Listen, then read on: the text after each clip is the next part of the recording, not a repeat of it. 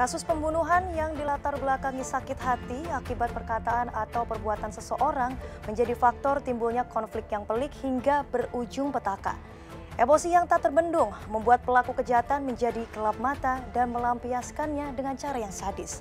Pada akhirnya, keluargalah yang akan merasakan segala rasa sedih kehilangan orang yang dicintainya. Tetap saksikan program Turn Back Crime setiap Senin pukul 24 waktu Indonesia bagian Barat hanya di RTV. Saya Stefani Deversta, salam Turn Back Crime, menumpas kejahatan.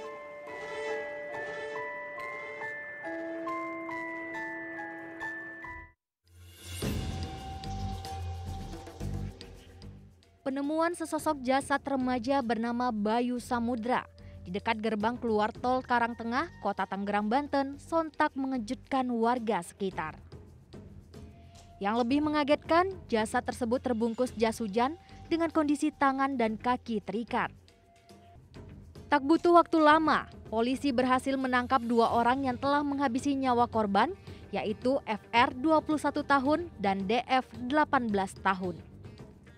Mirisnya, pelaku DF adalah mantan kekasih korban Bayu Samudra. Pembunuhan sadis itu dilatar belakangi perasaan sakit hati tersangka FR karena korban kerap menghubungi kekasihnya DF dan mengajak untuk berhubungan intim. Perasaan sakit hati yang berujung hilangnya nyawa orang lain juga menimpa seorang pria lanjut usia berinisial S 59 tahun. Pelaku SY 35 tahun tega menghabisi nyawa S yang merupakan tetangganya sendiri karena korban dianggap melecehkan kakak perempuannya. Korban saat itu menawar kakak pelaku dengan sejumlah uang untuk disetubuhi. Dibantu temannya berinisial MYM, tersangka SY kemudian menganiaya korban hingga tewas. Melihat kasus pembunuhan tersebut, kriminolog Nadia Utami menilai motif sakit hati akibat perkataan-perkataan korban menjadi faktor yang bisa menimbulkan konflik yang berakhir pada aksi kejahatan. Dalam ranah kriminolog, pembunuhan yang terjadi dalam dua kasus tersebut masuk kategori ekspresi emosional. Dalam kasus pembunuhan yang pelakunya adalah laki-laki dan motifnya adalah asmara atau hubungan percintaan, memang perasaan insecure gitu ya atau cemburu itu menjadi sesuatu yang melukai harga diri. Nah, laki-laki ini kan punya self esteem atau ego gitu ya, kalau kita bahasa sehari-harinya kita bilang egonya tuh nggak boleh kesenggol dikit, lalu dia akan buat nekat gitu. Karena self esteem ini ketika dia tercederai, maka dia bisa melakukan hal-hal yang nekat, salah satunya adalah melakukan pembunuhan. Jadi nggak pakai komunikasi dulu gitu ya, nggak bertanya dulu gitu, istilahnya tabayun dulu lalu tapi langsung melakukan pembunuhan.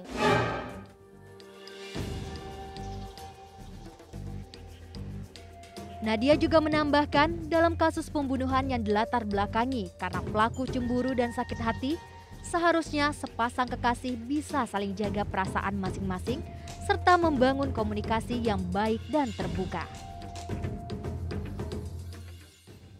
Memang dalam hubungan berpacaran maupun menikah gitu, jadi memang kita harus bisa berkomunikasi dengan baik gitu ya, karena komunikasi itu adalah kuncinya gitu. Tapi komunikasi ini juga kita harus bisa memilah ya, mana yang perlu kita sampaikan kepada pasangan, mana yang tidak perlu disampaikan. Bukan artinya berbohong, tapi mana yang perlu disampaikan dan tujuannya adalah membangun hubungan, mana yang nantinya justru akan merusak hubungan dan merugikan orang lain.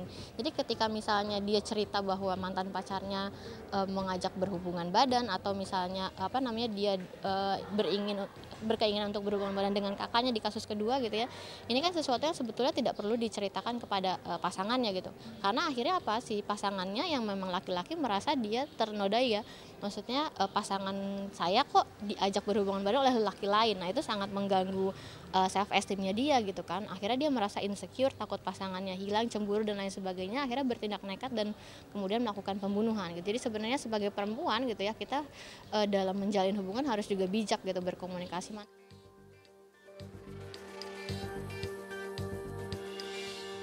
Dalam hubungan sosial dengan orang lain, memang sebaiknya kita menjaga perkataan dan tindakan agar jangan sampai menyinggung perasaan orang lain.